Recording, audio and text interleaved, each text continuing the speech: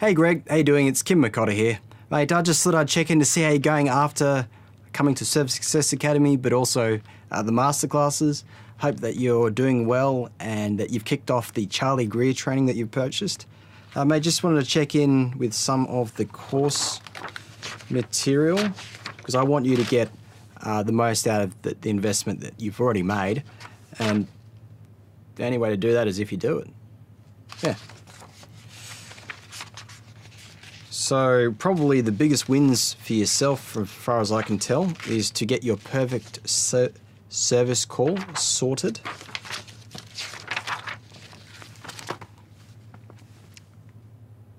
Things like getting out of your truck within the first 30 seconds of pulling up because the client is watching you when you pull up and they assume that the clock is running. Make sure you check for your appearance and you're neat and tidy. Maybe that if you do follow Joe's recommendations, as cleanly shaven. Knock on the door, take 2 steps back because you don't want to freak the shit out of them, basically. Introduce yourself and ask the customer what the problem is, just so that there's clarity, just in case... Oh, excuse me, just going a little off to the side there. Just so there's clarity, just in case the husband called and you've got the wife there and maybe they've got different perceptions of what the problem is. Putting on shoe covers, I didn't actually ask whether you got any of those, but particularly for the ladies and the Chinese, this is very important because they don't like that in their house. Using the customer service report, if you don't have a copy, please ask me and I will get you a copy. Actively listening to the customer and writing down what they're saying, because when you get later in the sales process, if you remember when you hit the transition statements, and ask for the business, you want to get this sorted ahead of time so that your solution connects with the problems that they told you.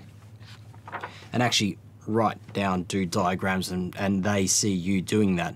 It may feel tedious as hell, but which would you prefer to do? 3 or 4 sales calls in a day where you make excellent profitability, or 6 where you'll win 2 or 3 and you don't really make much money?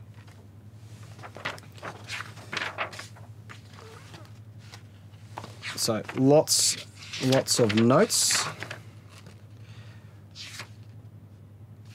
Proceeding with the whole house inspection and being asked where things are so the customer doesn't feel like you're going to run into places and steal their jewelry, that you're actually taking them along for the journey. A big part of the sales process is actually making the customer feel special. I believe Joe was mentioning that people walk around with a big sign on their head saying, "Make me feel special." That's pretty much the gist of it. Use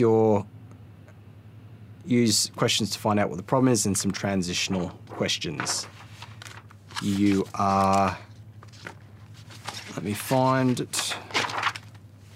So a transitional statement, I'm going to check your electrical system now, and I'm going to be looking for anything that may cause any unsafe conditions or fire hazards. If I find anything, would you like me to list it out and share it with you, or go ahead and fix it? I do recall one of our first conversations, I think it was May, June this year, you asked me, so what should I say? This is what you say. Get it sorted.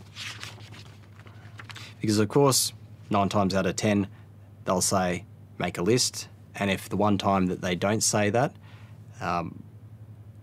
you can always come back and say, oh, here's the list, and have that conversation with them, even though that may seem a bit strange.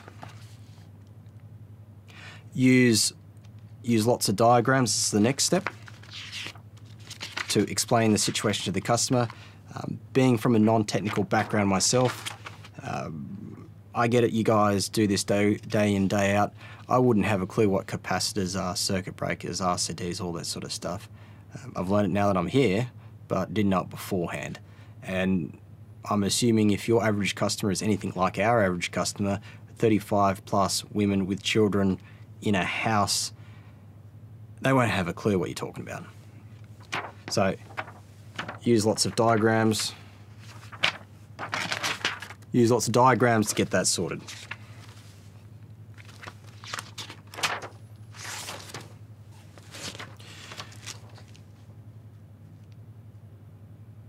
Then after coming back from your inspection, which is that, got a copy in Tech Pack. You do your list intro statement. That was that line where he said, my job is not to sell you anything. You don't have to buy anything you need. All I'm going to do is highlight things that are wrong with your system, or you can do as little or as much as you like. What would you like me to do? This, structuring it that way is really important because you're giving them the power to make the decision. List out your options, you go for them, then you pull out your service agreement. Remember, with the option sheet at the very top, you put your membership price. So you got the two columns, left and right, the members price, the regular price. And you say, well, do I need to charge you the full price, or do you have a service agreement? Now, pure mathematics, and generally speaking, in our case, if you spend more than $2,000, it will be cheaper for you to take out the membership agreement. And I can work with you to sort that space out if need be. Follow this process. Why do you do it? Chances are,